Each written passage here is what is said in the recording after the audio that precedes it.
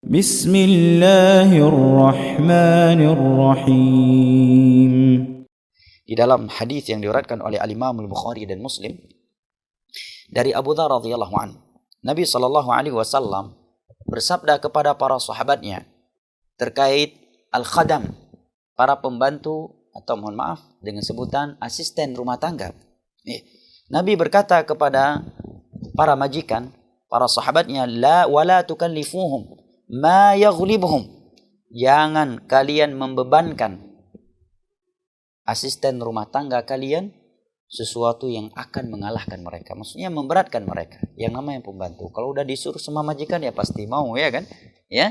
Tapi lihatlah berapa gaji yang kita berikan, ya, dan berapa beban yang kita berikan kepada mereka. Ya, misalkan dengan gaji UMR suatu daerah, ya, ada beberapa pekerjaan itu tidak layak diperintahkan mereka untuk melakukannya dengan gaji yang seperti itu. Nah, maka jangan diperintahkan, ya. Apalagi ya sebagian majikan terkadang keluar nama-nama hewan untuk ya membantu rumah tangganya. Allahul musta'an, ya. Nabi berkata kepada para sahabatnya, padahal para sahabat Nabi adalah orang-orang yang takut kepada Allah, orang-orang yang mulia, orang-orang yang berakhlakul karimah, ya. Tetapi Nabi masih bersabda kepada mereka, wala tukallifuhum ma yaghlibuhum.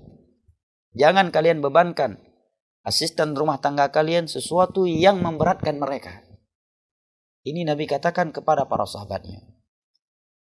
Bagaimana seandainya Nabi SAW berada di tengah-tengah kaum muslimin hari ini yang mencaci maki pembantu rumah tangga mereka, ya, yang memberat-beratkan pembantu mereka dengan sesuatu yang dengannya mereka tidak punya waktu lagi untuk melakukan ibadah kepada Allah.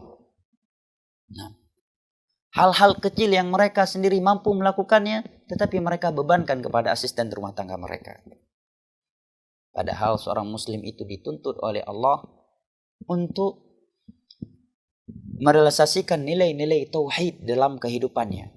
Di antara bentuknya adalah tidak meminta pertolongan dan bantuan kepada manusia selama kita masih mampu melakukannya. Ini kan salah satu dari nilai tauhid yang kita dianjurkan untuk melakukannya.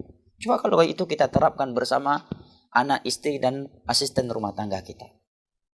Sampai-sampai disebutkan ketika Nabi SAW menganjurkan dan mendidik para sahabatnya untuk tidak meminta dan tidak bermudah-mudahan untuk meminta kepada manusia. Di antara mereka ada yang jatuh siwak, ya, atau ada sendalnya di bawah tunggangannya dan dia sudah berada di atas tunggangannya. Dia tidak meminta kepada orang yang masih berada di bawah untuk mengambil sendalnya tersebut. Dia lebih memilih turun sendiri dan mengambilnya sendiri. Ini nilai-nilai tauhid yang seperti ini jika kita terapkan di dalam rumah kita luar biasa.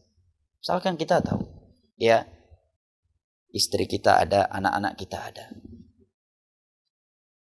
Bisa aja kita perintahkan mereka, tolong ambilkan ini, tolong ambilkan itu. Tetapi selama kita masih mampu melakukannya, kenapa tidak kita lakukan sendiri? Ada piring kotor, kita mampu mencucinya, kita langsung mencucinya. Kita melihat rumah agak kotor, kita mampu untuk menyapunya, kita langsung menyapunya.